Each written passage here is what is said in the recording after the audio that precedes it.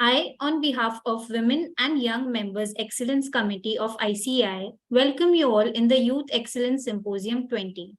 Youth Excellence Symposium is a Friday series of programs conducted by the Committee for the Women and Young Members. It is one of the Women and Young Members Excellence Committee's initiatives to not only disseminate information to members on technical updation, but also to empower and inspire them to come at forefront and realize their verbal skills at public forum.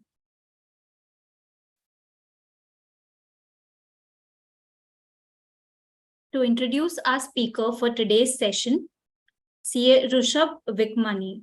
Rushabh cleared his chartered accountancy in May 2017. He has 6 years of experience in international valuation and is currently a vice president in the portfolio valuation practice of Houlihan Lokey, a US-based investment bank. Prior to this, he was in the international valuations team at Deloitte, focusing on the UK and Australian markets. His stint at Deloitte included a 6-month secondment to the London office of Deloitte. During his time at Deloitte, he specialized in valuation of core infrastructure assets and investments. Rushabh would be talking about the opportunities in international valuations for CA today. Over to you, Rushabh. Thank you, Lakshika. Just to give a very brief introduction on the topic, as you would be hearing in the news and everywhere, I think the regulations require a lot of things where you need to get a valuation done. So in general, the scope for being a valuer as a professional has increased quite a lot. And when you add to it the talent pool that we have in India, the number of CAs, MBAs, CFAs coming on each year, it makes India a very popular destination for international valuations. When I say international valuations, what I mean is the global firms like the big fours or the big investment banks, what they're now trying to do is to get all their valuations done out of India. Again, we'll talk about all of it in detail throughout the presentation. But before I start with what international valuation firms do, I thought we'll just cover some basics of valuation as well, because there are various types of valuation and the firm that you choose would depend on the type of valuation that you like. Most of these firms are specialized in some kinds of valuation. So for you to better decide where you want your career to go, it is also important to know what these various kinds of valuations are. I'll just do a quick check if all of you can see my screen. Yes, sir, the screen is visible. Okay, perfect. So let's start with the basics of valuation, right? What is valuation? Valuation is basically fair valuing an asset or liability, right? Now, what is fair value? It's a very technical definition. However, some words have very deep meaning and can actually change the value that you get if you place more emphasis on those words. So I'll just start with what value is. Let's say you are selling a business, right? So what is the value? Value is that if you were in the market out to sell that business, what is the amount that someone will pay you, right? That's the basic simple definition. However, there are 3 nuances to it. One is that it should be an orderly exchange, meaning it should be a proper process wherein you either have multiple buyers bidding for your business, or whoever, even if there is a single buyer bidding for the business, he needs to have access to all the information about the business. He needs to be in a position to make an informed decision. If that is the case, then what you paid could be construed as value. However, if it's just 2 related parties transacting, there could be other factors at play, like they're just trying to shift the tax burden or whatever the reasons may be. In that case, the value at which the transaction happened may not be fair value. So that's the first criteria, that the exchange has to be an orderly exchange. The second is it has to be between reasonable buyers and sellers. So buyers and sellers have to be rational people. they need to be sophisticated people who can process the information that they are given with. And the third criteria is that it has to be done under current market conditions. So the value of asset as of today. Now why this holds importance is in extraordinary condition. Let's say we are 3 years behind. It's 2020, COVID-19 is at its peak. Now, let's say someone is trying to buy an airport, for example. Okay, as it stands, the future of airports is very uncertain. You don't know when flights will start taking off, when tourism will take off. So the value that an airport will get in COVID would probably be slightly lower than probably today or before COVID, when the outlook for airports was good. So whatever value assessment happens, it has to happen in current market conditions. So that's the technical definition of fair value.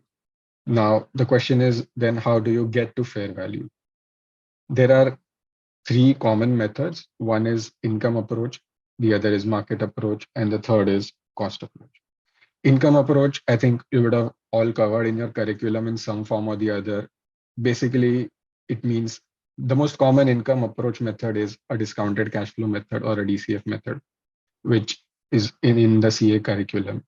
The premise of income approach is that it will assess the income generating capacity of an asset. How much income can an asset generate over its lifetime? And based on that income generating capacity, a value will be assigned to your business. Like I said, the most common method here is the discounted cash flow method, which you would have covered in your curriculum. And I will talk about it in a bit more detail going ahead. The good thing about income approach is it is much more reliable. And the only con is that to build on an income approach, you need to have a reliable set of cash flow forecasts. Now, when I say reliable set of cash flow forecasts, let's say you are a startup that's just 2 years into business. You are still not profitable. There is no chance that you are able to reliably forecast your cash flows for the next 5 years.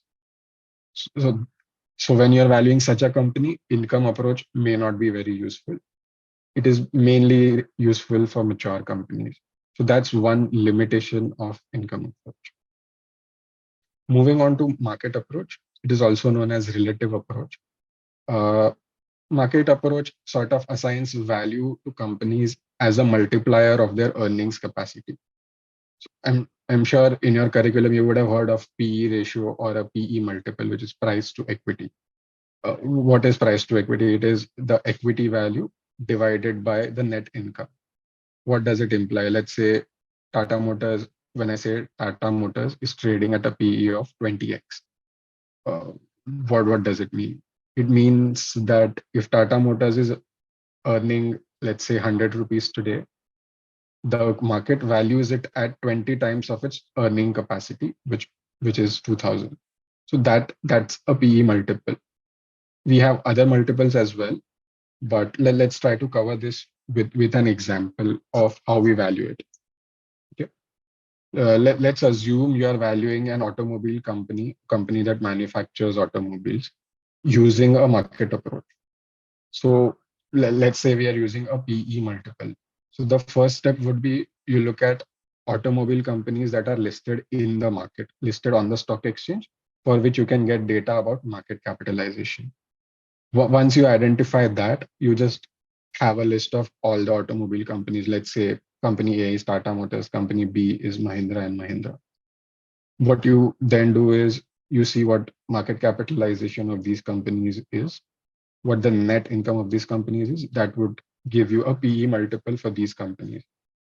So when you look at this table, what it says is automobile companies in India have PE multiples ranging from 14 times to 40 times. And we have the mean, median, and averages. Now, what you do is you then see where your company is relative to its peers.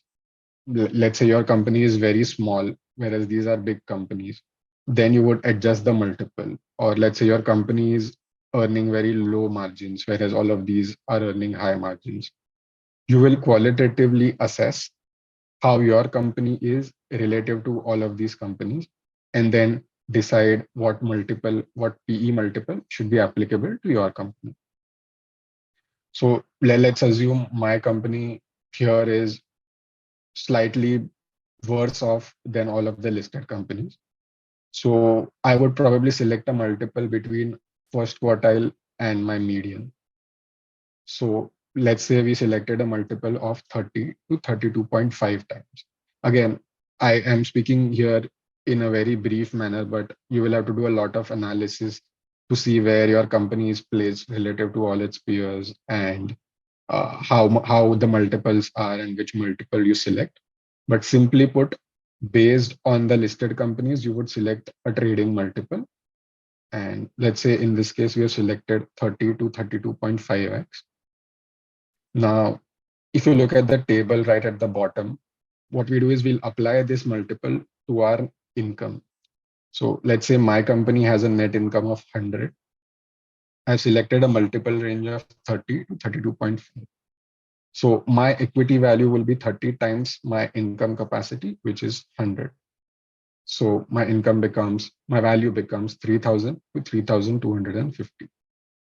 This is just a very simple example to explain the concept of market approach.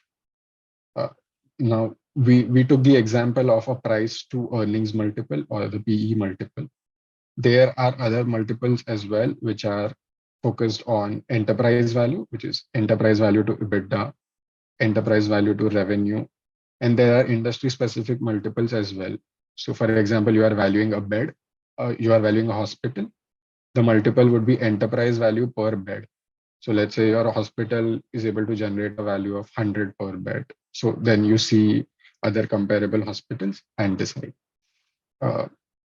Before I move on, I just wanted to ask, can anyone probably type out in the chat box or tell me what is the difference between an equity value and an enterprise value?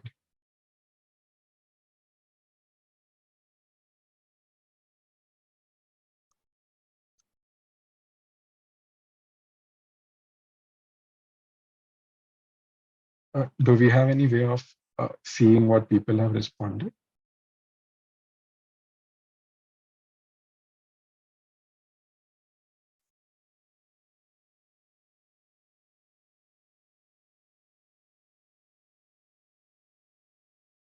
I think they have not responded.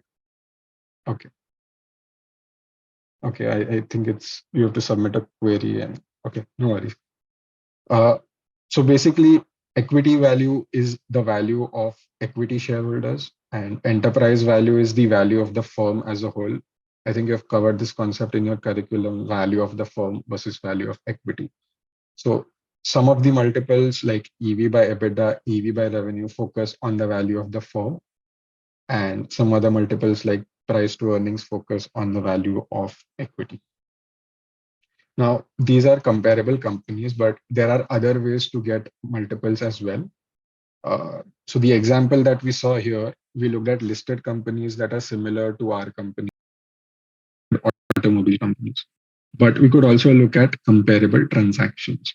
So let's say we go down 5 years, we see how many auto companies have been involved in an M&A activity in 5 years. Let's say company X acquired company Y, both automobile companies. Then we'll see how much was paid to acquire company Y and what was the net earnings of company Y. That will give us a price to equity multiple at which company Y was bought. So this is again another way of looking at comparable transactions to see what the right multiple should be for your company. The last one is transactions in the subject company itself. So let's say I am an automobile company. Now, 3 months ago, one of the investors in my company sold a 10% stake to someone else. So again, I would know at what price that 10% stake was sold. So I can prorate it. Let's say 10% stake was sold at 100. That would imply the value of my company is 1000. So that is the easiest way to get the value of your own company. If you know if there was a transaction in your company itself. Uh, yeah, so that is market approach in short. The next approach is cost approach. Again, this is very rarely used, and it is mainly used in context of valuing plant and machinery or tangible assets. Uh, Within cost approach, there are two methods. One is historical cost. So basically, you see how much cost was incurred to build this asset. Let's say you built it 5 years ago. See how much cost was incurred to build this asset. You adjust it for inflation over the 5 years, and that is the value of the asset. The next is replacement cost method, which is effectively, let's say you have a plant and machinery. How much cost would it take to make that same plant and machinery today? So you try to assess what the cost would be if you were to build a similar plant today, and that is effectively the value of the plant. So again, these are the three basic approaches, and any valuation that you do would be under either of these three approaches. Obviously, there are a lot of modifications to all of these approaches, but these are the three golden bifurcations. Next, what we'll do is we'll cover why do people need valuations. There could be multiple reasons why people need a valuation done, which is where all of the registered valuers and valuation firms come in play. So let's start with the first one, which is regulatory requirements. Uh, FEMA, income tax rules, SEBI, and all of the other laws require a valuation to be done in a lot of cases. I'll take FEMA as an example. Let's say you are selling shares in a company to an overseas company, or an overseas company is investing in you, or an overseas company is selling. There is an outgo of foreign currency. So in that case, FEMA regulations require you to get the valuation done from a registered valuer or a merchant banker, just to make sure that the transaction is happening at fair value and there is no excess or a shortfall of foreign exchange reserves that are going in. Similarly, SEBI also requires valuations to be done under a lot of cases. Income Tax Act requires valuations to be done in case of certain capital gains transfers. There are similar laws internationally as well, which require valuations to be done. So whenever a law mandates a valuation to be done, you have to reach out to a registered valuer to get the valuation done. That is the first part of it. The second is financial reporting. So during the course of your financial reporting or preparing of your financial statements, you also need a lot of valuations that are done.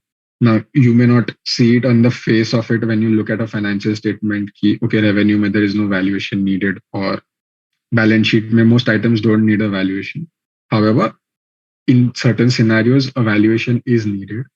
So one is purchase price allocation, which I will cover later. But basically, when you acquire a company and pay a consideration, you need to split that consideration into various intangible assets and goodwill. So for that split, you need to do a valuation. The next is your impairment analysis. So you would have heard impairment of fixed assets or impairment of goodwill. So, so what is impairment is when the book value of a particular asset is higher than what the fair value of that asset is.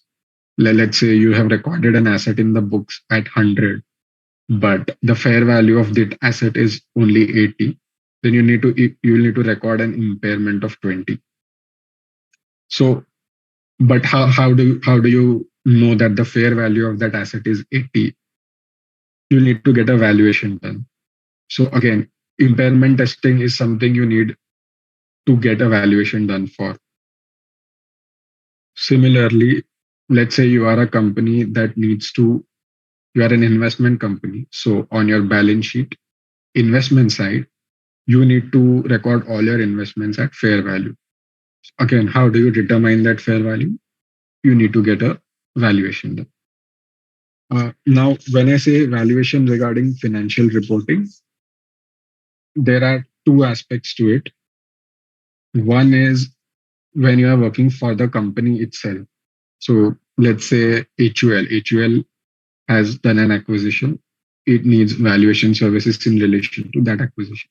So that is when you will provide valuation services to HUL. The second scenario is, let's say Deloitte is the auditor for HUL, right?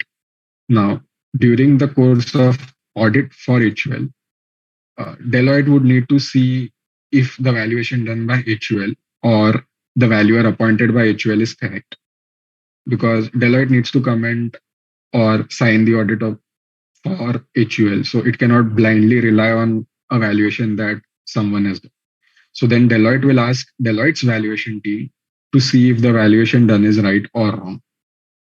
So for the same financial reporting, there will be two sets of valuation. One that the client will do or client will engage someone to do.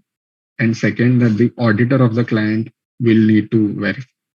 So when you look at international valuations or domestic valuations in a big four, because big fours also audit a lot of firms, you will see a lot of the work is just helping the auditors determine if the valuation done by someone is correct or no. Obviously, there's a lot of work on the client side as well, but a part of the work is also helping the audit team decide what the fair value is or what the fair value should be. The next is deal advisory. So let's say Smith wants to buy a company. So Smith will, before buying a company, Smith will want to know how much the company is worth on a high level. So Smith will just go to a valuation firm, give them details of the company. The company will share their financials. He'll do a proper due diligence, and then he'll ask a valuation firm to tell him what the value of the company is, just so that he does not overbid or underbid on the company. So that is deal advisory, for which you need valuations. The next is fairness opinions. So let's say someone has put a bid to acquire a listed company. Now, a listed company has a lot of public shareholders. So what the government requires or what the regulations say is that the listed company needs to get valuation done from a third party saying that the offer that the company has received is fair. Meaning, let's take an example. Let's say Adani is acquiring some listed company. Let's say Adani is acquiring Sanghi Cement, which is in the news recently. This law is not as prominent in India, but I'll take an Indian example for everyone to understand easily. Let's say Adani is acquiring Sanghi Cement. So Adani gave an offer of 125 rupees per share for acquiring Sanghi Cement. Now, the shareholders of Sanghi Cement will want to know whether that 125 is the fair value of the company. So they will appoint a valuer who will give an opinion saying, okay, the value that Adani is giving is fair, and you can go ahead and complete the deal or accept the offer. So that is fairness opinions, where a valuation is required. Next is litigation. Again, let's say two brothers own a company. Now, for some reason, they want to part ways. So one brother has to compensate the other brother, or they have to split the company. But how do they split it? They'll need to value the company. So you value the company and then divide it amongst the two, and then decide how to go forward. But as a preliminary step, you will need to get the valuation done. So that is litigation. Next is corporate governance practices or investor confidence. Again, this is an upcoming field. It happens quite a lot internationally, but it's not picked up in India. So this is a valuation that you don't require by any law, but you do it out of good faith. Let's say uh, let's say 10 of us have given money to an investment manager, let's say XYZ and company. So now XYZ and company invests in private companies, not listed companies. Now, because it invests in private companies, we don't know what the market value of those companies is. So how do you assess the performance of XYZ? Now, XYZ will say it's given you a 20% return, but how do you know? You don't know. So usually earlier what used to happen is XYZ would do an internal valuation. So he would do the valuation himself. He would say this company is worth 100 now, this company is worth 200 now, and your total return is 20%. But day by day, what's happening is the investors, they don't believe XYZ may be giving a fair value because because that person's bonus is tied to the performance. So they ask the asset managers to get valuation done from a third party just so that there is more confidence on the valuation and there is more confidence on the returns that the asset manager is generating. Uh, the last one is 409A or ESOP valuations. So 409A is a section in the US tax code which which is relating to ESOPs. So whenever a company issues ESOPs, it needs to get a valuation done under section 409A in the US for tax reporting. That is one. Even outside of US, even though there are no regulations, but when you are issuing ESOPs, you need to know what the value of the company is to decide what the exercise price should be or what the vesting price should be. So again, a lot of companies, the top management of a lot of early stage companies reaches out to valuers to know what their ESOPs are worth and whether they should be exercised or not. So these are the various reasons for which a valuation has to be done. And again, depending on the reason, the valuation done may be in a lot more detail or may be very limited in scope. Some of these will require recurring valuation. So you need to do a valuation every quarter. Some of these, like deal advisory, for deal advisory, you need to get the valuation only once because deal is a one-off event. Whereas if you look at financial reporting, you will be testing for impairment every year or every quarter. So you will need to get the valuation done every year. So again, a lot of these valuations are recurring valuations. So they help you. So that's recurring nature of revenue as well. So let's say you are a valuation professional. That's once you score the client, you will get a valuation work every year or every quarter for the same client. So these are the various purposes for which evaluation is done. The next is, what do we value? I made a generic statement that we value assets and liabilities, but what are the kinds of assets and liabilities that we value? And that valuation method sort of changes with each of them. Why this is important to know is some firms focus on some kinds of valuation, whereas some other firms focus on other kinds of valuations. So you need to know which one interests you more or which one you think you'll be better at before you think of a career in international valuations. The first one is a fairly simple one, valuing a company or a business, right? So why would you need to value a company or a business? Again, you will need to value a company or a business for all of these reasons.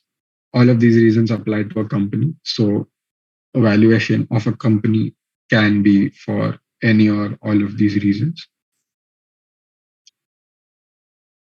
So how do you value a company? Uh, like I said, there is a DCF approach, there is a market approach. And then these approaches may or may not be relevant depending on specific cases. So we need to decide on a case by case basis which approach is most relevant. Coming to the DCF approach, of course, in your CA curriculum, you would have seen how a DCF works. But the main thing is, like in your CA curriculum, you would already have the cash flow forecast of a company that you need to use, or you would already have the inputs that you need for a discount rate. However, in practical life, you actually have to build or find all of these. So that is the most interesting part. And to be able to build a business's forecast, or to be able to see whether the forecast that the company has given are relevant or not, you need to know what the company does. You need to understand what company, in which industries does the company operate in, what are the key performance indicators in that industry. You need to know how that industry's outlook is, and so on. So you need to understand what drives demand for the company. You need to understand what are the major costs for the company, what are the major risks for the company. So you need to understand the company in and out, do a SWOT analysis. The next step is then doing market research, right? So understanding what the industry is, understanding the comparable companies. So moving back to my earlier example where I talked about an automobile company and I presented PE multiples, you would actually need to see what automobile companies are listed in India.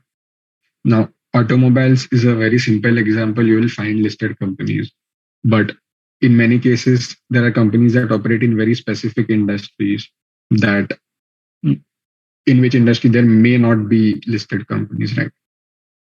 Just taking an example, let's say your company manufactures mobile covers, high-end mobile covers. Now, there is no company in the market that is listed that does that. So in that case, then you need to think what broader category applies to me. Do they sell covers only online or do they sell offline as well? If they sell only online, then maybe you can look at companies that sell fast moving goods online. You can look at Flipkart. Flipkart is not listed. You can look at Amazon or other such companies. So in peculiar cases, and you'll find this particularly when you're valuing early stage companies, that what the companies do, there are no listed companies that do that.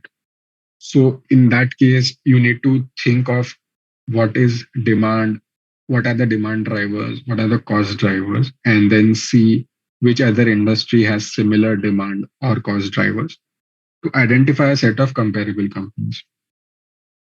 Now, once you have done that research, you will receive forecasts from the management. So usually the company provides a set of cash flow forecasts, or you have to build them on your own. It depends on the scope of the engagement. So once you receive forecasts from the management, obviously management will always be very bullish on their company. They will think that the company will do well. You need to take a step back, see if the forecast makes sense. Let's say management has said that in the next 5 years, the EBITDA margin will be 80%. But when you look at the comparable companies, you see all of them are at 40 or 50%. So that then becomes a red flag. Then you discuss with management as to why do you think the margin is going to be 80%. And there may be a good reason for it, but you need to understand that reason. So a lot of valuation professionals will always tell you valuation is an art. It's not a science, it's an art. And it's an art of storytelling, right? Can you justify? So if you give a same company to value to 10 different people, they will come up with 10 different values. The crux is, are you able to justify your value? If the client asks, or if the regulator asks, why do you think this value is reasonable? Are you able to build a story and justify that value? So that is the most interesting thing. I mean, when I'm talking, it may seem very mechanical. Okay, build the cash flows, build a DCF, you get a value, but it's all about building that story around each of the assumptions that you are using, each number that you are using, and writing about that story that makes valuation very interesting. Because again, every time you value something, you are valuing either a new company, or even if you are valuing the same company, the market has changed, or you get to track key company that last year it was performing like this year it's dropped down. What should we do? What is happening? So you get to understand industries and companies in a lot more detail. You get to talk to management of the companies, which again gives you an insight on how the business is functioning. Where do they think growth is coming from?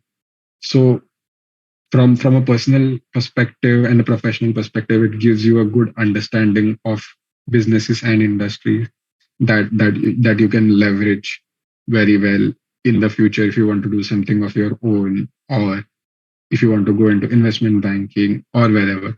If you have spoken to management of the companies, you will automatically gain experience or expertise in that industry to some extent. Okay, so coming back to DCF, I think once you receive forecasts from the management, you sense check them and then you build out your DCF. So again, you start with revenues, your EBITDA, and build out free cash flows to the firm or equity as the case may be. And then you estimate a discount rate. Now, obviously, all of you would have studied in your curriculum that capital asset pricing model is used to calculate a discount rate, which is risk-free rate plus market premium into beta. So we use that model to estimate a discount rate. But again, in your exams or in your curriculum, you were given that number. But in real life, how do you get a beta? So again, you go back to the comparable companies, you see what the beta of comparable companies is. Again, this beta is available publicly because they are listed companies, or you can calculate it yourself, right? Beta is, simply put, the beta is how the company moved against the market. So if the market moved 1% in the last 1 year, how much did the company's share price move by on an average? So a beta of 0.8 would mean that if the market is moving up by 1%, my company will move up by 0.8%.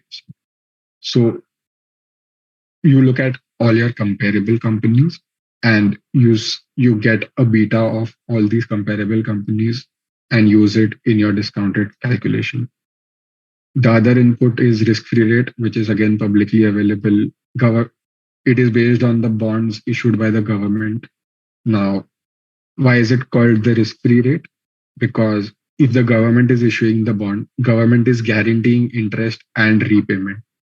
And government being the biggest body in the country, there is no risk. Government cannot default, except in some countries. But in India or in the developed countries, if government is guaranteed a payment, it will come. That is why the yield on government bonds is called risk-free rate. And then there is market premium, which is how much has the market return given over and above the risk-free rate. So a simple example would be you would look at how much Nifty has given returns in the last 5 years versus what was the risk-free rate of the last 5 years. That would give you the market premium. Now, after you have built a DCF model, you sometimes need to do a sensitivity or a scenario analysis. What do I mean by sensitivity analysis is your DCF is based on certain assumptions, right? You have assumed every year there'll be a growth of 10% in demand or a 12% in demand. You've assumed every year the price will increase by 10% or 12%. These are all assumptions, right? You are making a guess, an educated guess that in 10 years my revenue will grow by X. But because they are assumptions, there is a risk associated that those won't be achieved.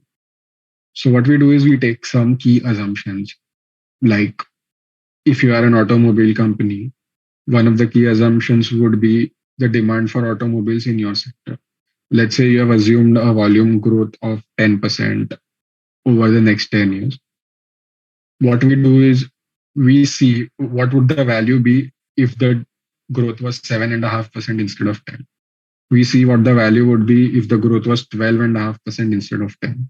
So we basically stress test the forecast, saying if the forecasts are not achieved, how much would the value change by, just to have an idea as to what is the risk associated with certain assumptions. So that is sensitivity analysis. We just do it to understand what the key drivers are to the value and how will the value change if a small change in growth rate happens or if a small change in prices. The next step is corroborating the value with market approach. So basically, after doing all this, you will get a value using a DCF approach. But as a sense check, I mean, there are a lot of assumptions involved when building a DCF. So just to check whether the DCF value is reliable or not, what we do is we also look at comparable companies. So let's say I did a DCF. My value using a DCF was 1000 rupees. And my earnings is 200 rupees. So if I calculate the PE multiple for my own company, it is 5x, which is 1000 divided by 200, 5x multiple. I'm trading my company is at a 5x EBITDA based on my valuation. Now I will look at where the comparable companies are, where the listed companies are. Let's say if the listed companies are in the range of 4 to 7x, then I would say, okay, my valuation is more or less correct because this is what the listed companies are trading at. But let's say my valuation is at 5x, but the companies are trading at 1x, 2x, then it is likely that some of the assumptions that I've used in my DCF are aggressive. So maybe I've taken a much higher growth than I should have, or maybe I've taken a much lower discount rate than I should have. So we sense check the value that we get using a DCF by looking at multiples of comparable companies. So that's that. Market approach, I think we already discussed in that example. So again, the first step is understanding the company, industry. The next is identifying comparable companies. The next step is deciding what the multiple should be. Like if you are a hospital, your multiple should be based on the number of beds instead of net income.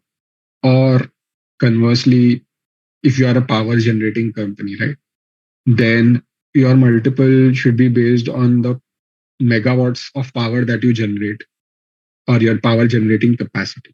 So depending on the industry, the multiples also change. But the most common multiples are EV by EBITDA and price to earnings. And for early stage companies, because they are not profitable, the EBITDA will be negative. If the EBITDA is negative, there is no way to get a multiple, right? You will get a negative multiple, which is not meaningful. So for companies that are not profitable, enterprise value by revenue or EV by revenue multiple is also used. Uh, once once you decide on a multiple, like we discussed in that example, and you apply that multiple to the relevant metrics, you would get the value of the company. You would also apply some premiums or discounts to the value of the company. I will just give you an example. So the value that you derived here, the multiple that you have here, is based on the market capitalization. Now, what is market capitalization? It is the price per share into the number of shares, right? So this is the value of people who hold one share, right? So I have one share, and based on that one share, the multiple is 30.3x. Or the value for individual shareholders is, let's say, 4,800 in this case. But when I acquire a company, I'm acquiring 50% of that company. So I am acquiring a controlling stake, right? So when I acquire a controlling stake, I have the power to make decisions that an individual shareholder does not have. So when you're valuing using a market approach, but acquiring a controlling interest, you will apply a premium of, let's say, 15 or 20%. So you got the value using a market approach, you will add 20% or 15%. It's a judgment call and there are calculation mechanisms. But based on that, you will add a 15% saying, because I'm acquiring a controlling stake, I can make more decisions. And so the value for me is higher than what it would be for a singular individual shareholder. So that is market approach. And maybe I'll pause here for a minute. If you have any questions, please post it on the chat box before we move ahead. We'll also be taking questions at the end, but if you have anything immediate, we can look at them as well.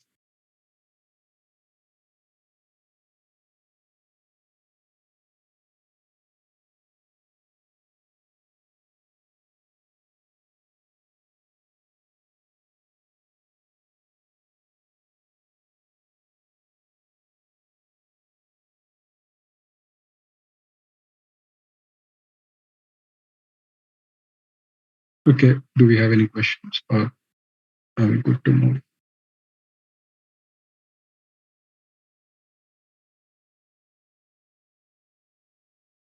No, we have proceed. Okay. So next, I'll quickly cover how early stage companies are valued and why is it different from the late stage companies. As I said, early stage companies are in most cases not profitable, or they cannot reliably forecast what their cash flows will be for the next 5 years.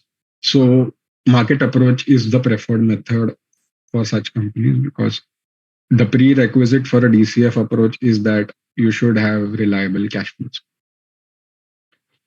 But if you are using a DCF approach for an early stage company, you need to perform additional sensitivities and scenarios on the forecast, right? So I'll just take an example of a company that I have valued. So it was a virtual bank in Hong Kong.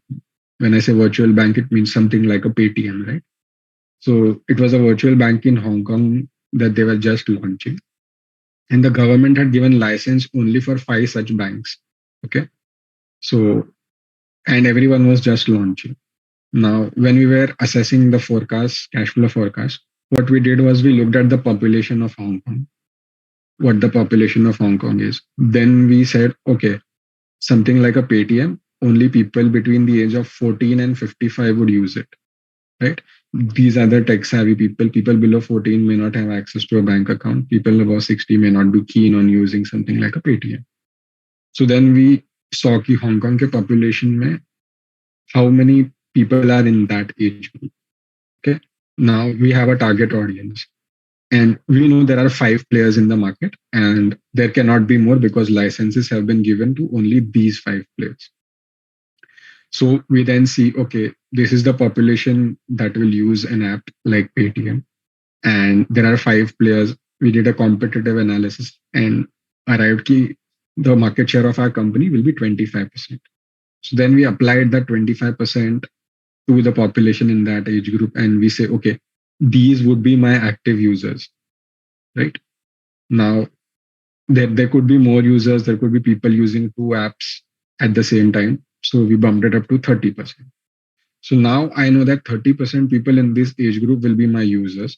So my forecast building will be based on that. Now, in our case, what had happened was the forecast that the client had built was assuming an 80% take rate, which is not possible. If there are 5 apps in the market, you cannot have 80% market share.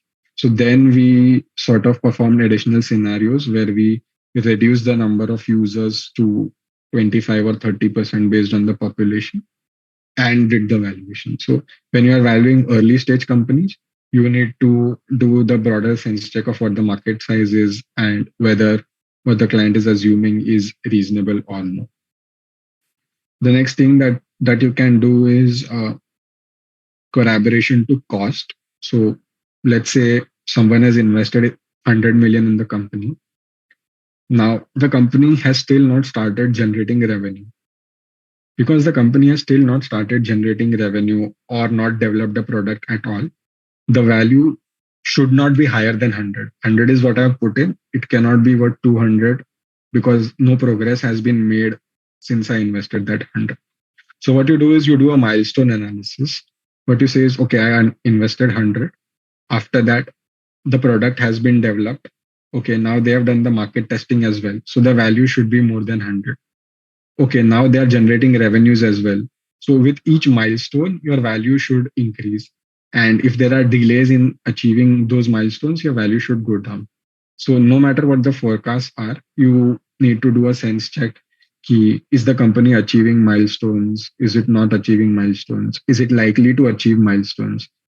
See, these are early stage companies, so there is a high possibility of failure as well. So you need to keep assessing whether these milestones are met and whether it is moving towards failure or whether it is moving in the right direction. So these are some things that you need to consider when valuing an early stage company.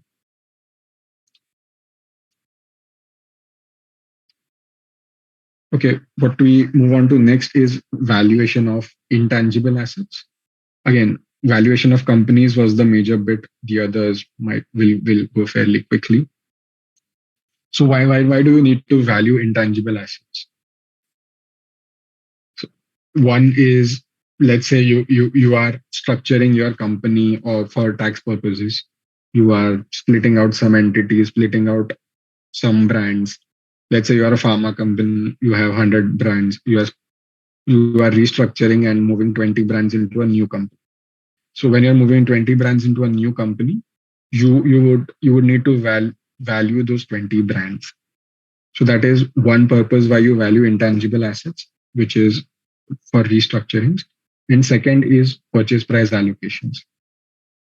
Uh, Now, what is a purchase price allocation?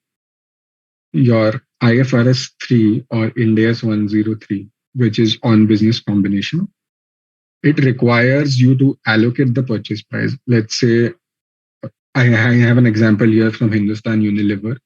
Let's say Hindustan Unilever acquired a company and Hindustan Unilever paid 300, 300 crore rupees for that company. So what the accounting standards require is that you allocate the 300 as to what did Unilever pay those 300 for. And as you can see on the snip on the right, Unilever paid 298 crore rupees, which you can see on the top, the consideration, the purchase consideration. And then you need to allocate it between various assets. So this is a snip from Hindustan Unilever's annual report. So when they acquired it, they allocated the 298 million, of which zero was allocated to property, plant and equipment. 261 million was allocated to the brand. 15 was allocated to distributor relationships, 7 to non-compete, and whatever was remaining, the balancing figure gets allocated to goodwill. So for every acquisition that a company does, they have to give this breakup. And to give this breakup, they need to value all of these intangible assets. That is where a valuer's role comes in. And like I mentioned, it is two-pronged. The client will engage a valuer, and the auditor will also want a valuer to see if this allocation has been done correctly. So in HUL's case, HUL would probably have appointed PwC to do the valuation, and Deloitte were the auditors of HUL. So Deloitte checked if this allocation was correct, for which they would have to check PwC's valuation or do their own valuation. So that is what a purchase price allocation is. What the key steps are is, first is you need to understand the transaction rationale and background. Why did the company acquire another company? What is its future plans for that company, and so on. Second is you need to identify what intangible assets that company will have, right? For example, if it's a consumer-facing brand, like let's say a Cadbury or Head and Shoulder or whatever, it's a consumer-facing brand, so people recognize and buy that product because of that brand. So in that case, brand will have the highest value. But let's say you are a B2B company. Let's say you are a company that makes machines. You sell machines that are used to manufacture plastic bottles. Now, no one buys your machines because of the brand. They buy your machines because of the technology or because of the IP with your machines. So if you're valuing such a company, machines would be the primary intangible asset. Similarly, if you're buying a company that relies on a distribution network or a customer network, a software company, customer relationship would be the main intangible asset. So the first step is talking to the company and understanding what the key intangible assets are. The next step is valuing those intangible assets, and whatever is left is effectively goodwill. The next question is, how do you value intangible assets, right?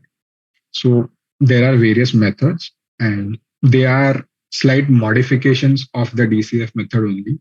So it's not a new method, but the DCF method modified slightly.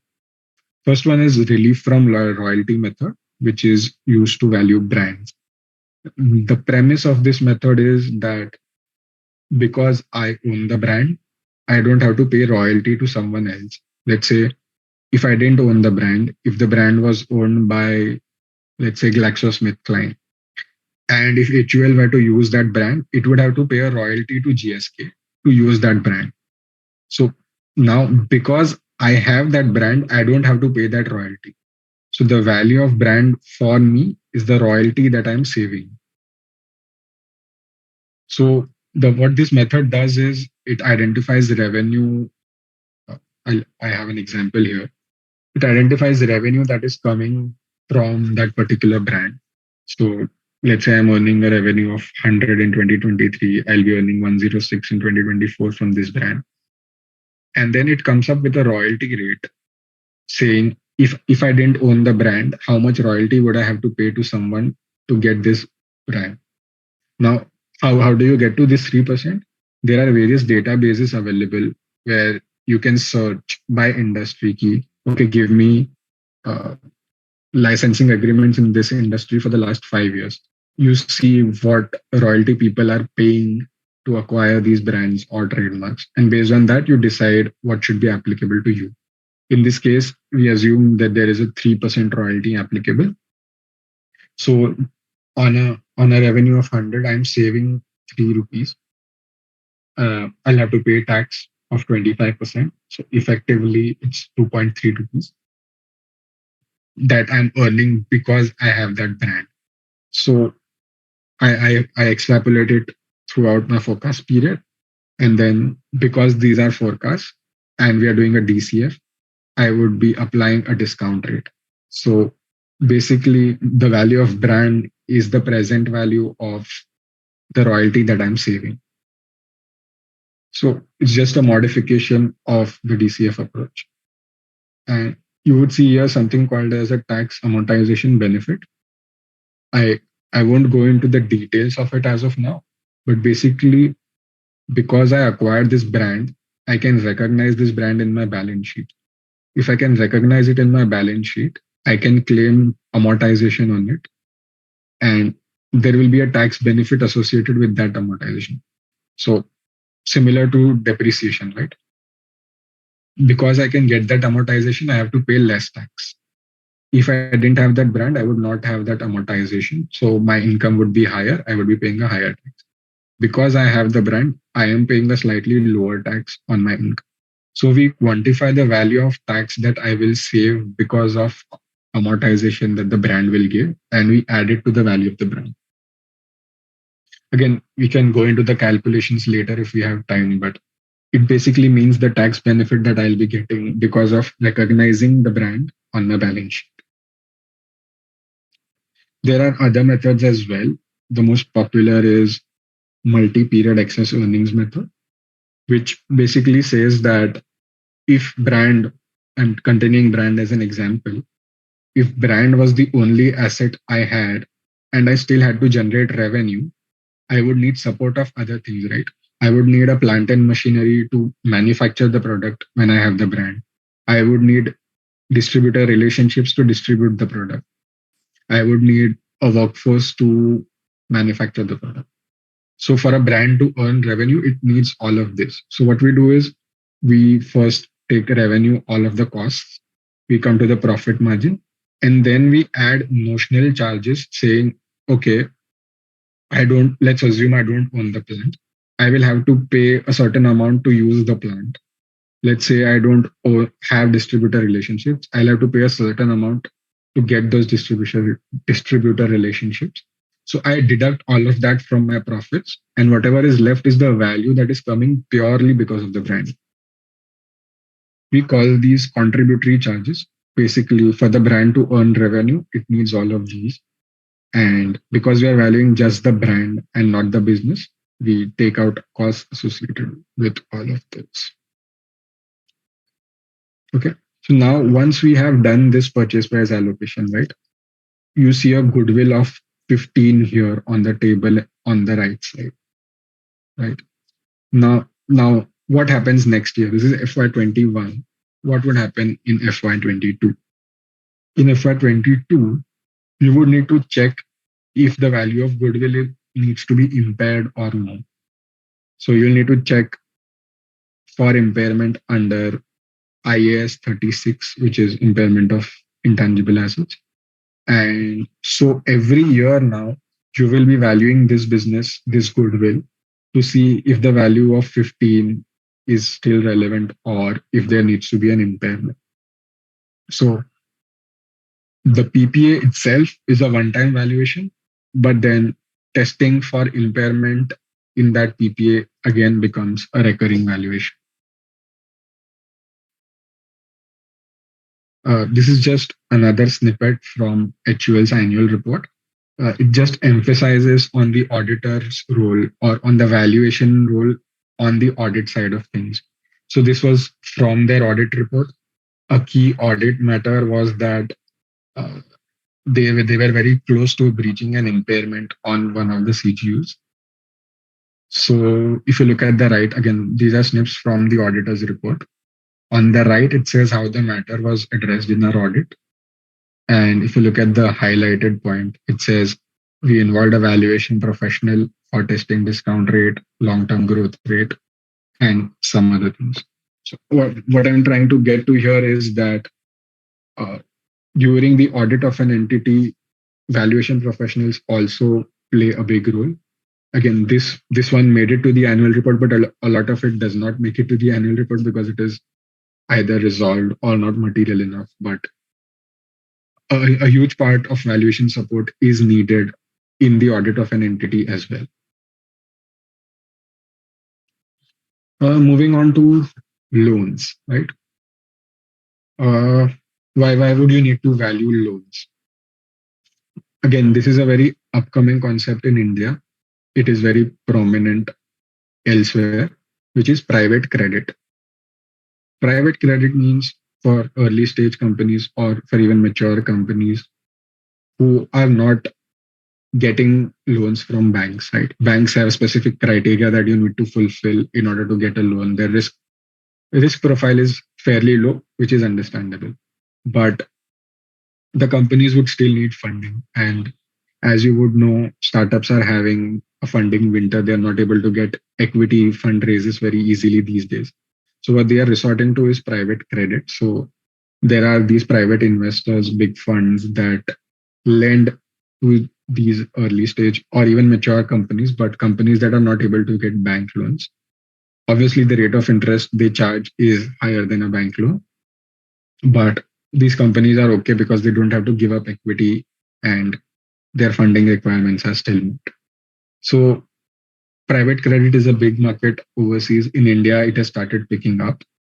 So, and these companies have big portfolios, right? So one company would have given like 50 loans to various companies. So now you have to value a portfolio of all of those 50 loans, or you have to value each of those loans in isolation. So how do you value those? So again, loans valued using a DCF approach. We'll see how. The first step is just identifying what the key terms are. So what is the interest rate, whether it is a fixed rate or whether it is a variable rate? What is the margin? So if it's a floating rate loan, what is the margin? Is it LIBOR plus 5%, or what the base is and what the margin is? What is the tenure of the loan? What is the frequency?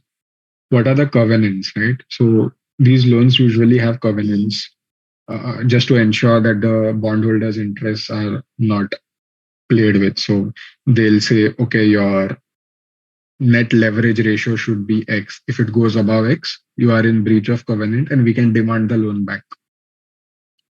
There are covenants tied to a lot of things, but basically, if you breach those covenants, you are in default of the loan. So you need to understand what those covenants are and keep testing whether they are being breached or not. The next is original issue discount. It is just like a discount, right? So I am issuing a loan. I'm saying I'll give you 6% interest, but the investor is not happy. So he says, okay, I'll give you 100 rupees ka loan at 98 rupees and I will give you a 6% interest. So you pay me 98, I will give you a loan of 100 rupees. So basically, the investor will give a loan of 98, but he will get a repayment of 100. Sort of an extension of zero coupon bonds, but there is a coupon as well as a discount. So you will identify all of these terms from debt agreements. Then you will see if there is a credit rating assigned to that loan. or if not, there are guidelines with which you yourself can come up with a synthetic credit rating. So Moody's has a set of guidelines which see how profitable the company is, how much loan does it have, what is its competitive position, and then based on that you can come up with a synthetic credit rating. So you see what the credit rating is. Then you build out a DCF model, right? You know what the interest rate is. So you build out a cash flow model saying, okay, I'll pay this interest next year, I'll pay this interest the year after, and so on. With a floating rate interest, you will need to get forecasts for LIBOR from somewhere and then forecast the interest rates. Then you forecast a repayment at the end of the tenure, and you use a discount rate to discount these. Now, what will the discount rate be based on? It will be based on what are the interest rates going on in the market and how have they moved since you invested. Let's say you invested 1 year ago when the RBI rates were low and interest rates were around 6%. You are valuing the same loan now. Now, over the past 2 years, the interest rates have gone up quite a lot. RBI has increased the repo rate multiple times. So your discount rate will also increase because someone investing in the market today will expect a higher interest. But so the investor expectation needs to translate into a discount. So your discount rate will need to see how interest rates have moved. You also need to see whether the credit rating of the company has changed. So if the credit rating of the company was AA and now it has become worse off to BB, then you need to increase your discount rate because the risk is higher with that loan. You also need to see obviously company performance. If the company is not doing well, the risk of not getting repayment of the loan increases. And there's a simple concept in valuation that higher risk means higher discount. Okay. So if the company has suddenly started making losses, then it becomes less likely that the company will be able to make interest payments. So my risk increases. So my discount rate also increases. And last is covenants. If any of the covenants have been breached, obviously there is something wrong with the company. So the discount rate increases. The last step is to check collateral coverage. Let's say I have a loan on, I'll give you a simple example that does not happen in a commercial world, but let's say I have a home loan on my house, right? The last step would be checking if the value of the house is still intact to cover the loan. If my loan is, let's say 1 CR, but my value of house has dropped suddenly and it is less than 1 CR, then again, you need to adjust your valuation and you cannot say that the loan is worth 1 CR now because I would not repay the loan. I'll say, take my house, it's worth less than 1 CR. Why will I pay 1 CR? So you need to check if there is a collateral to the loan, whether the collateral's value is intact and enough to cover the loan. So these are the basics in a loan valuation. Obviously, there are a lot of complications that come in the practical world, but the concepts still remain the same. The next two, I will cover them together. One is tangible and real estate.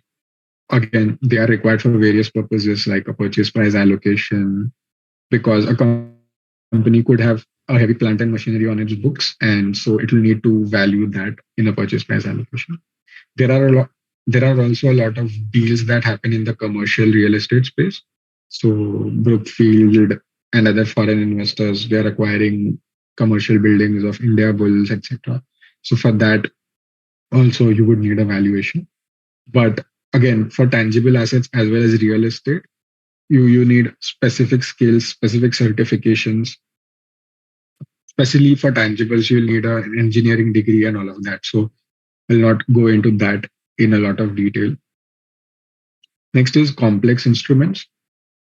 So again, what we know is, okay, there is a debt instrument, there is equity, there is preferred shares. But in the real world, especially for early stage companies, there are a lot of complicated instruments like convertible shares, preference shares, convertible debt. And these shares have differential rights and preferences. So within preference shares also, you will have a class A preference share, class B preference share, class C preference shares. So valuing those shares becomes different and difficult to what we do usually. This is just an example of up stocks. This is the capital structure for up stocks. If you look at the left column, you have two ordinary shares, and then you have series A preference shares, you have series A2 preference shares, you have series B preference shares. So now, why are these classes different? Because they have different rights and preferences. Just to give you a simple example, you see a liquidation preference multiple, which is the third, excuse me, third column from the right. It says 1x. So what does it mean? It means that if I am to sell the company today, I will first have to pay Series A whatever they have invested, and only then I will pay the ordinary shares. So if there are multiple shares, it could be like, okay, when I'm selling the company, I first have to pay Series A, then I will pay Series A2, then I will pay Series B, and then whatever is left goes to ordinary shares.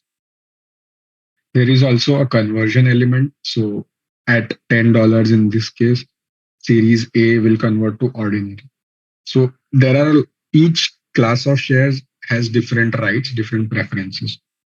Now, if this was an ordinary company, let's say it's a company that just has, excuse me, that just has ordinary shares.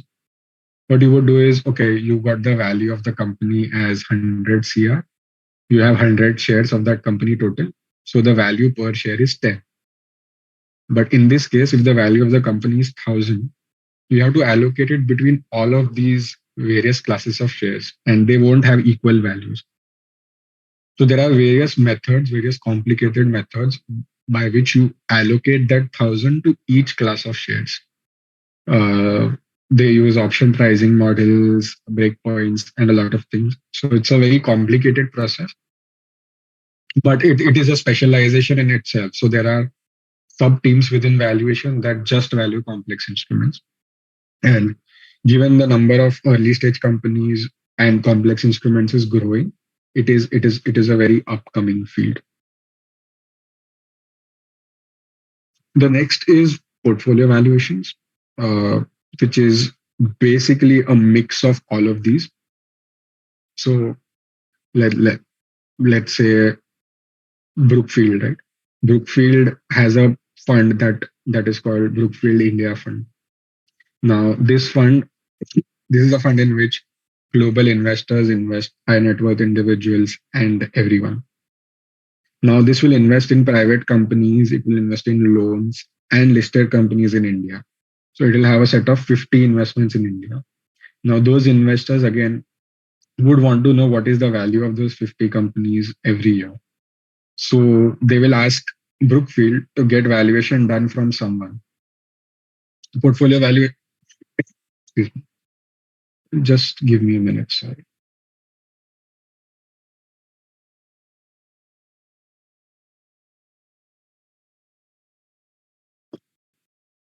So portfolio valuation is basically valuing the entire portfolio of these funds because investors want to know how the funds have performed. It is a mix of everything. There'll be equity instruments, there'll be loans, there'll be complex instruments.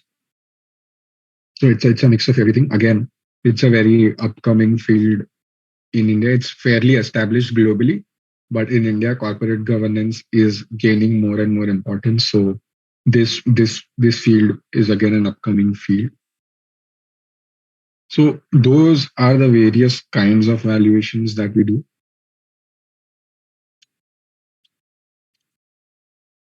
Uh, Now coming to international valuations. What is international valuations, right? So I'll take maybe Deloitte as an example. So Deloitte has offices all over the globe. It could be UK, US, Australia, all over the globe, right? So now what's happening is Deloitte, let's say Deloitte UK won a client. Now what Deloitte UK will do is there are two options, right? They could have their own team and people in Deloitte UK would do the valuation and send it back to the client. But what these companies are doing more and more is they go and win the clients, but for getting the valuation done, they have a team set up in India. And we'll go into the details as to what the reasons are for them setting up teams in India. So once they win a client, they'll reach out to the India team, say, okay, I want to get this valuation done. They'll give the details. The valuation will happen in India, but it will still go to London for final partner review or partner sign off. This is because the final signing authority, as per their regulations, sits with that partner in London. So that partner then signs it off, sends it on to the client. So we are basically an extended team. We are a part of their team, but we are just geographically located in a different region. And again, while executing the work, we will still interact with the international client, whoever the client is. We will still be talking to the company's management. We'll still be talking to the company's people around forecast. We'll still be asking queries. So it is practically doing the same valuation, but just being located differently in terms of geography. So that is the usual structure. And again, all of the big fours have this sort of a structure. Some non-big four teams have a blend of domestic and international. So you do international work. You also do work for India clients. So you pitch for India clients. You do onboarding of their clients. You do execution, and the sign off happens in India itself. Whereas in international, the sign off and the pitching would happen at London, for example. So some of these firms have a dual structure. They have international as well as domestic, which is good in terms of exposure because you get exposure to the Indian clients as well as foreign clients. However, this option is not available in Big Fours as such because Big Fours have two teams, right? So each Big Four will have a domestic valuation team and an international valuation team. So if you are working in the domestic teams, you would be catering to Indian clients. If international, you would be catering to the other clients. Excuse me.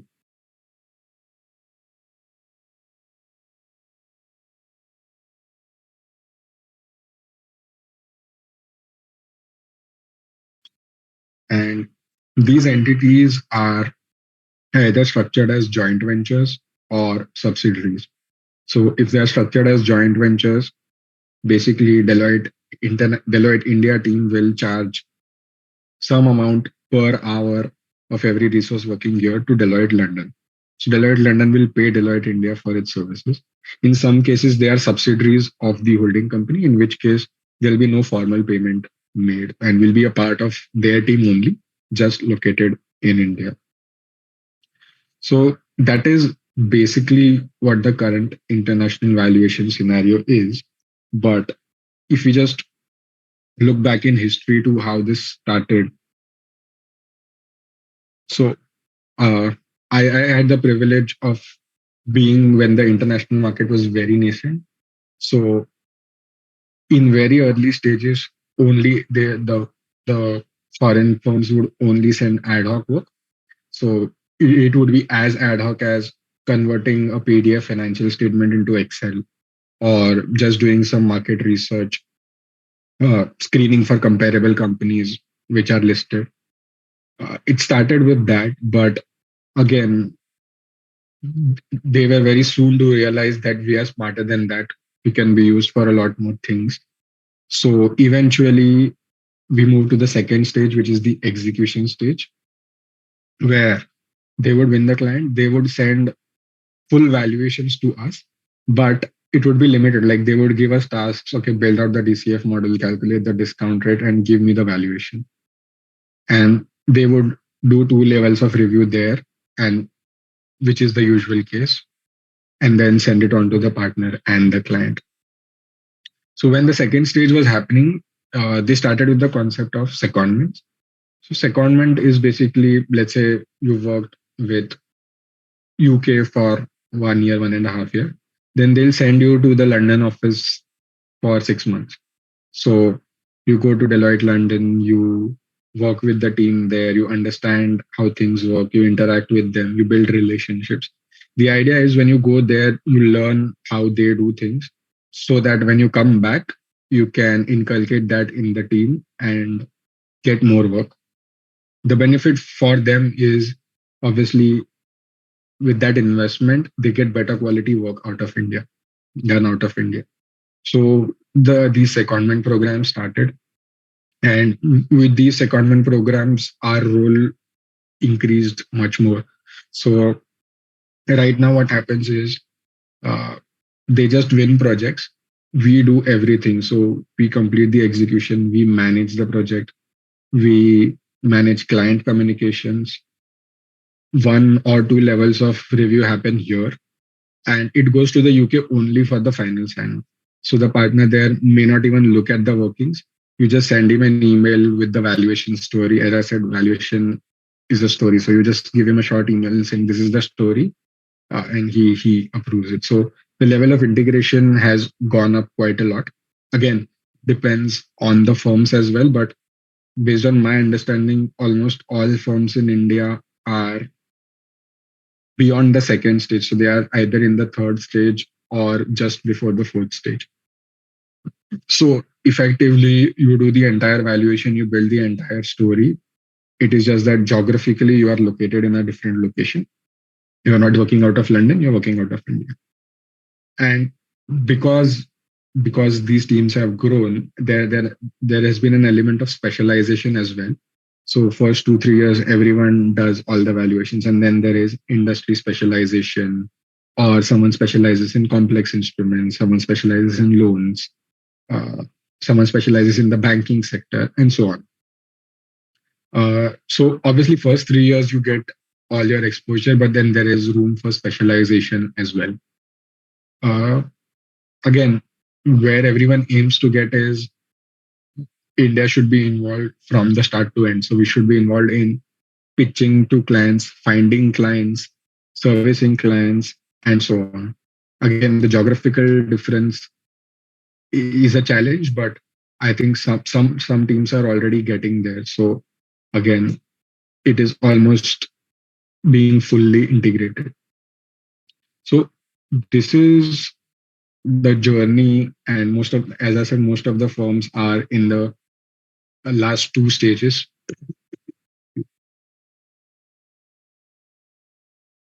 Uh, yeah. So moving on to some more things about international valuations. The first question is why do they send work to India, right? And the most obvious answer that everyone thinks of is there is a cost advantage. If they hire a resource there, they'll have to pay much more because the cost of living and the salary levels there are very high.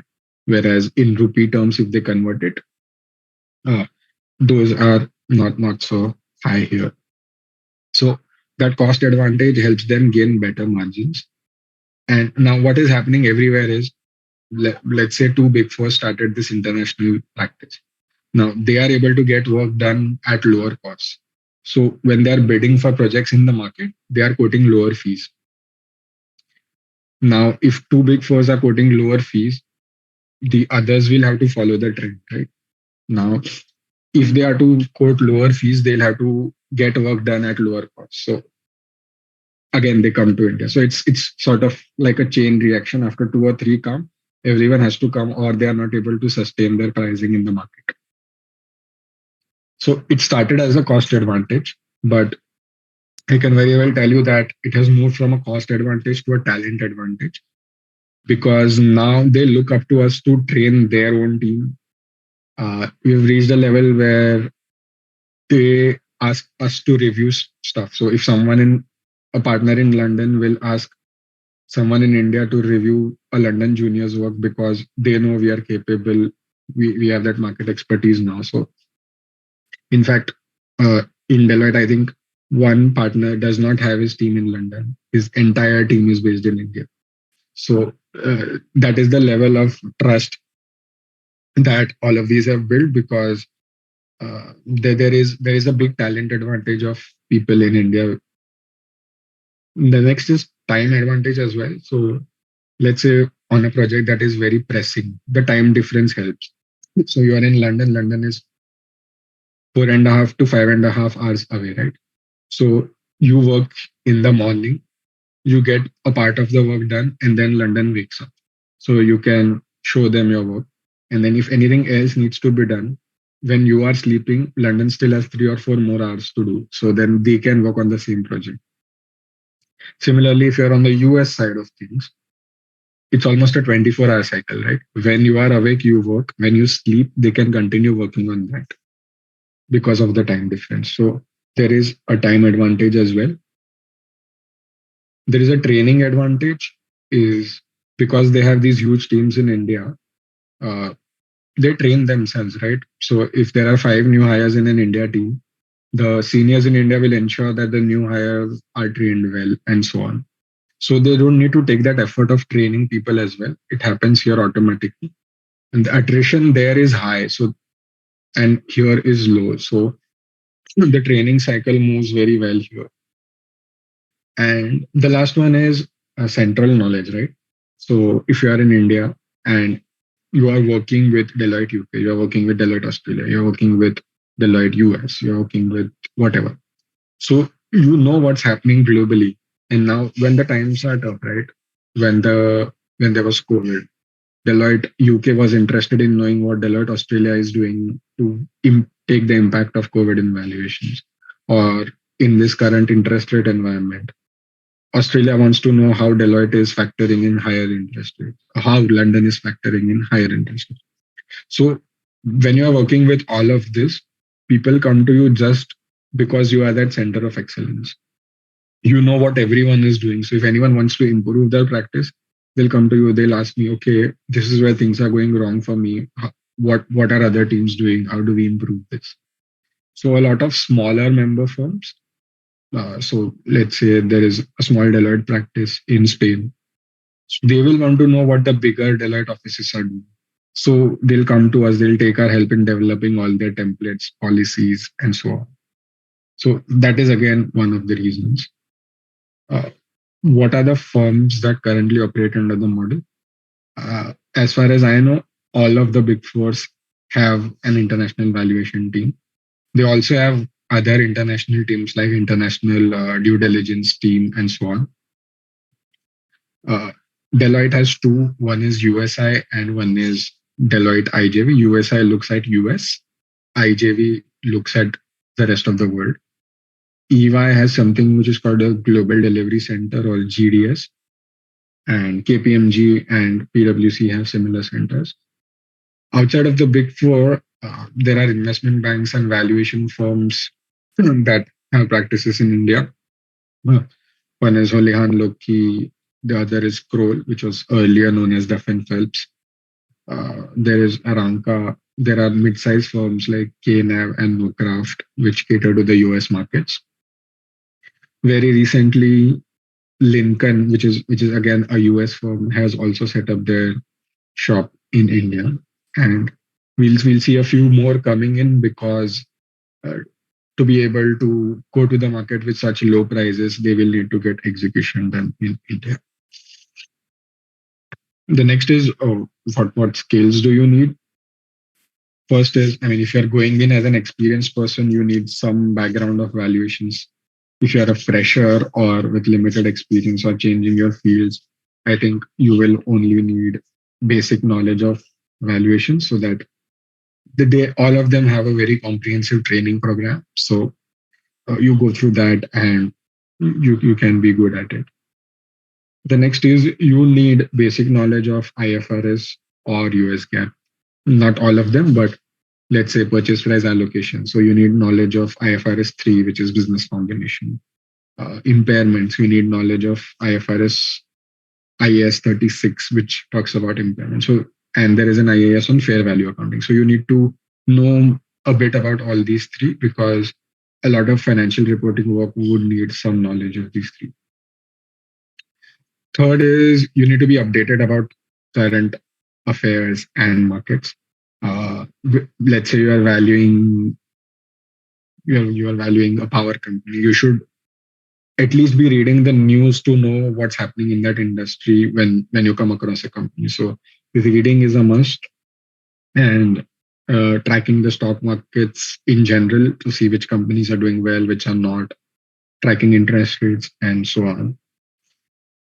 Next is good communication, of course, because there is, in most cases, there will be a virtual calls. They don't know you personally at the start. Uh, and again, communication styles differ. So Europe is very different to US. US, the way people talk in the US, the way people talk in Europe. So we need to sort of change that speaking or writing style a bit to make it more concise. I mean, just to give a few examples, I mean, during my course at Deloitte, two or three people who were in the Indian markets and moved to international.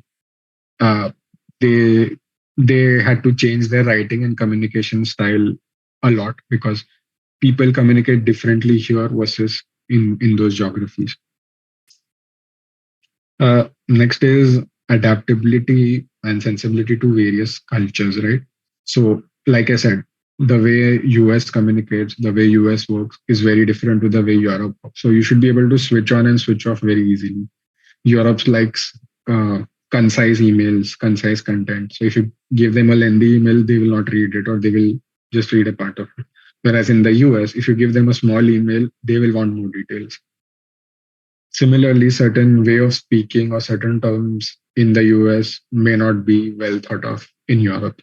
So you need to be able to switch on and switch off in that sense.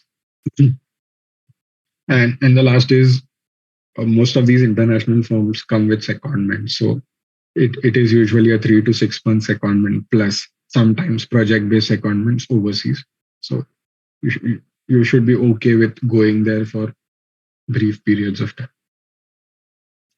Uh, those are the skills required. And lastly, it's what will drive growth. Again, I touched upon this before. Some of the big fours started, they were successful. So everyone is now following the trend, either because they are seeing the benefits or because they have to do it to be in the market at those competitive prices. Second is again valuation requirement. The requirement for valuations globally is growing. New regulations are coming up. A lot of early stage companies, a lot of M&A deals are expected to happen. So the scope for valuations is also increasing. And by default, if there are more valuations happening in London, more will come to India. The third is price competitiveness, which I talked about. And the fourth is again a modified international model. So what's happening is if you have a full international model, people tend to leave after a point because they don't get exposure to the Indian market. So now all of these firms have sort of modified their model to get some exposure to Indian markets as well. So non-big fours usually have some India clients as well. So you get to work on the Indian markets, and it is a big retaining factor, right? If you get to work on the valuation of the HDFC merger, or if you were asked to value Byju's for three funds, you know the market, you know what the companies are, and there is all automatically that interest to value those companies. So that's one.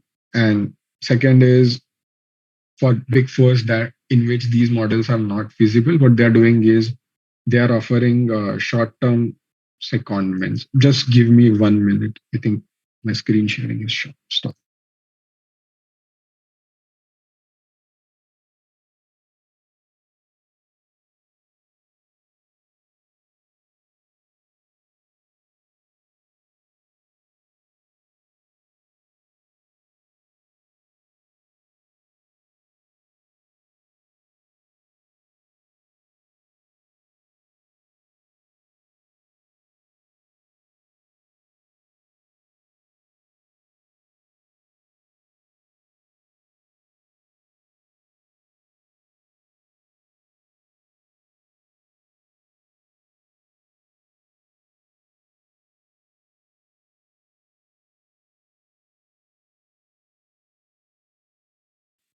Sorry. just some technical issues. Yeah, so again, even the big fours, they sort of give you like 6 months secondment to the domestic valuation team. So you get that bit of domestic exposure. And just moving on to pros and cons of being in international valuations versus being in a domestic valuation. The first pro is you get to go on short and long-term secondments. And if you have any plans of settling overseas permanently, this is your way to go. I have seen numerous people who start their career in international valuations and then they can move to London or the US very easily. So if you are one of those people, you should definitely go for an international valuation. Second is work quality. And when I say quality, global standards or the quality of reports that need to go out for a global firm are slightly higher than India. So obviously, both of them will be doing the same things, but when you are reporting to a foreign entity, you need to articulate it a lot more better, or you need to give a lot more detail. So in terms of that quality, it is very high. Next is, I mean, in most cases, what happens globally eventually comes to India. India, because we are not a developed nation yet in terms of financial markets, we sort of follow the West. Now, if you already have exposure to the global best practices and trends, when these trends come to India, you will be better placed in the market. And coming on to the last two, which is a relatively better work-life balance. So uh, compared to Indian firms, these firms are generally led by people overseas. So there is a bit more respect given to your personal time, to your personal hobbies. Of course, I'm not saying the working hours will not be bad. They can be bad when you are busy, but uh, enough respect is given to your personal time, to your personal life, and the culture is slightly different to what it would be at a typical Indian firm. Again, this differs. If it's a Europe-based firm, it will be a lot more flexible. If it's a US-based firm, it it will be less flexible. But if you're looking to if you're looking for more personal time, or if you have hobbies that you want to pursue, uh, you international valuation is better suited than domestic. And last is opportunity to grow with a team. I mean, as new and new firms come up, right? You start as a part of a small firm and then the firm grows. So in the growth of that firm, you get to learn a lot. And as new and new international firms are coming in, you will get to be a part of growth for various firms. In terms of con, the major con is you don't get enough exposure to India markets. And that you don't get to build those client relationships, right? If you're in the Indian market, you will know two people at Kotak, you'll know two people at HDFC who will give work to you or who you can contact to get insights in the market. That will not happen. Second is limited live deal work. So if there is a live deal going on for which you need valuation services, a London office would prefer someone from London because one, they are more acquainted with the market there. Two, it is easier for client interaction, and three, it is easier to maintain confidentiality because some of these countries have very strict confidentiality law. And the last one is market perception. As I mentioned earlier, when they started, they were doing ad hoc tasks, these international firms. So the market perception is that international valuations is back office, they just do ad hoc stuff. Obviously, that has changed a lot recently, but the quality of work has and the level of integration has gone up by quite a lot, but the market perception is changing slightly slowly. So it has changed a lot. But when you go to the domestic market, and if some person from domestic valuations is competing against you, let's say they will prefer the person with domestic experience. And I think that's it from me. Open to any questions. Hey, thanks, Rishabh. So yeah, guys, you all can use a link to post the questions that you have. I have already received a few of them. So one was that how can we get this presentation? I'm happy to share it. I guess Babita or someone can coordinate, but we can get it shared. There's no issue with that. Okay. Okay, then then there is one more question from Mumbai. So it's a two-part question. So first part, can you please also explain what are the opportunities available internationally in valuation and how to tap them? The second part was that do we need any additional qualification/certification for doing international valuation? Okay. On the first part, if you are international valuations, if you want to settle overseas or if you want to do valuations based out of UK, there are two routes, right? You directly apply there and hope that someone hires you, which is very difficult in some countries. It is slightly easier in some countries. But if that is your goal, you can keep trying directly, but the route gets much easier if you have 2 years work ex in an international firm. In which case you can either go for an internal move, right? So if you're in Deloitte, Mumbai, you can go to Deloitte, UK directly. That is a move that they can facilitate. If not, if you have that international exposure in an international valuation firm, even in India, you'll be better placed globally as well. So you're applying for a job in US. If they know you have worked for US from India, you will be better placed. So in terms of international opportunities in India, I think only these big firms have their shops, because to be able to sign off in those countries, you need licenses in those countries as well. So if you want to gain that international exposure sitting in India, these are the only options. There are limited freelancing or options for firms that do not have presence in those markets. Coming to the second part of your questions, I think the CA curriculum adequately covers the basics that you need. CFA is an add-on, but it is not a prerequisite. So you don't need a CFA to be in a firm, but it is an advantage.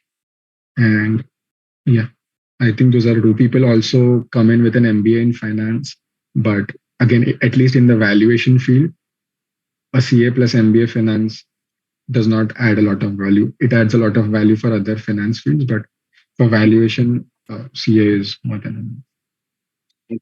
So like no certificate courses or kind of that stuff, right? That you're aware of, at least right now in India. There are a few, but they don't add as much value. And I mean, there is no gold standard key. If you do the certificate course by Harvard, you are there. It is more on how much you know and how you can apply. Okay.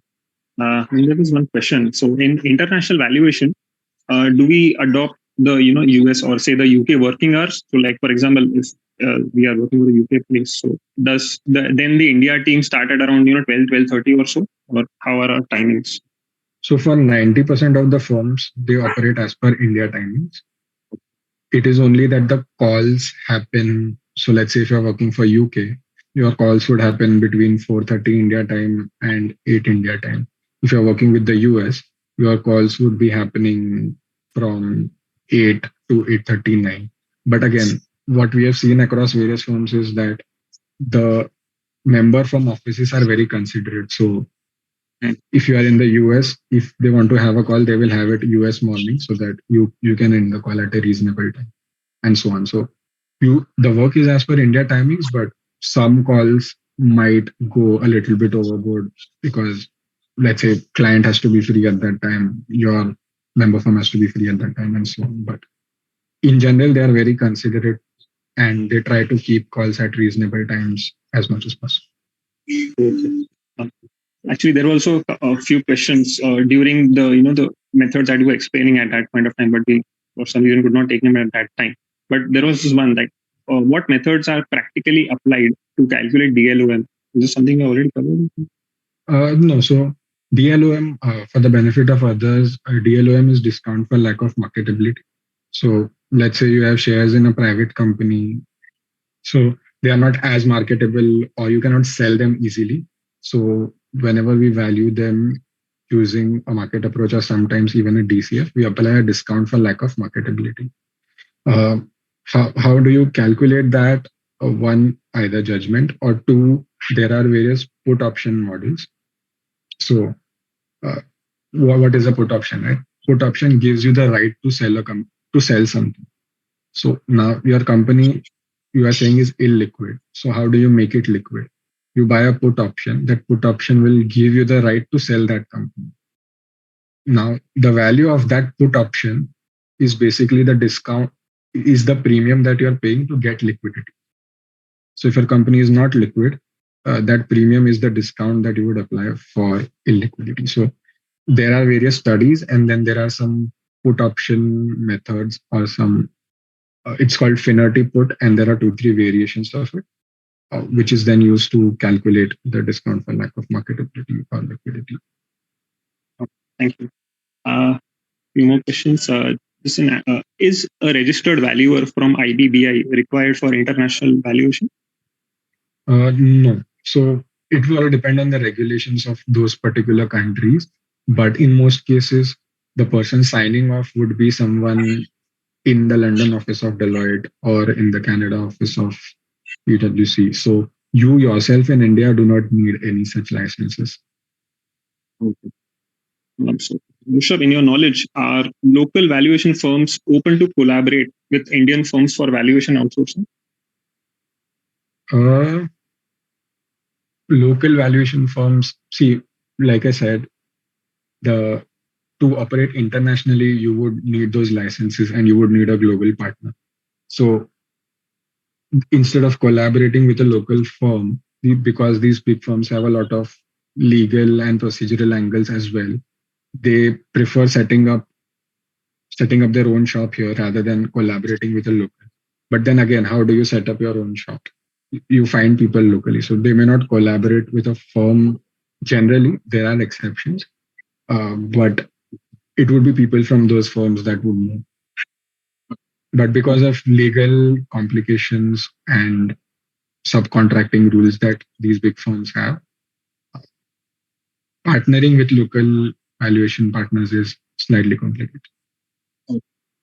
Rishabh, you know that right now with all the AI wave coming in, so you see with all the digitization, automation, and all that, our way of workings have changed in various departments, and we know that. So, your take on future of valuations, both domestic, international valuations. Do you see like what can be the impacts of this in this field? I mean, perceptively, to a layman, it looks like this would be a domain. It should be relatively unaffected. But your thoughts on that? So we are already seeing it impact us in a way. So there are all these, there are a lot of tools already in the market, but what we like to say is they handle the mechanical aspects of the valuation. So there is a tool where you just put in your basics and it will split out a report, and it is a good report. But as I mentioned earlier, right, valuation is an art. It's not an exact science. So you will still need your manual input. You'll still need to build the story. So those will not replace us, but they are becoming tools that are helping us. So you take out all the manual element out of it, and just do the applying part. However, it's easier said than done because it's not taken over yet, and these tools have been around for 4 or 5 years. But there are always limitations, and with each passing year, the capital structures get more complicated, the market gets more complicated. So there are tools that there is scope that some clients will start doing things internally because they have those tools instead of coming to us. But again, I feel that human element is still necessary in valuation. So it will not take away our jobs, at least. Okay, I think we have reached the end of the Q&A and we are bang on time. So once again, a great session, but I'll hand over the vote of thanks to well-deserved vote of thanks to Yash. Yash, over to you. Yash, you're on mute. Thank you, Smith. As we are about to conclude this virtual seminar on the topics opportunity in international valuation for CAs, On behalf of the Women and Young Members Excellence Committee, I am truly honored to express our heartfelt gratitude. Our sincere appreciation goes to our speaker, CA Rushabh Vikmani, sir. Thank you, sir, for your expertise, experience, and dedication to sharing knowledge relating to valuations, which has been instrumental in making this seminar a resounding success. Your insights on international valuation and what to value and how to value have helped us gain a great understanding of valuations and opportunities therein. Thank you, sir. To all the attendees, thank you for being a part of this seminar. We look forward to your continued participation. My sincere thanks to the Committee of Women and Young Members, Chairperson Preeti Savla ma'am, and Vice Chairman Abhay Chachet sir for their vision and leadership. Their support and belief in importance of knowledge exchange, professional development, and empowerment of women and young members has been invaluable. I would also like to thank the technical team, the co-moderators, CA Smith Dedia and CA Lakshika Sindhi for their time. Lastly, as we bring this seminar to close, let us carry forward the insights gained and continue our journey of learning and growth and excellence together. Thank you, everyone.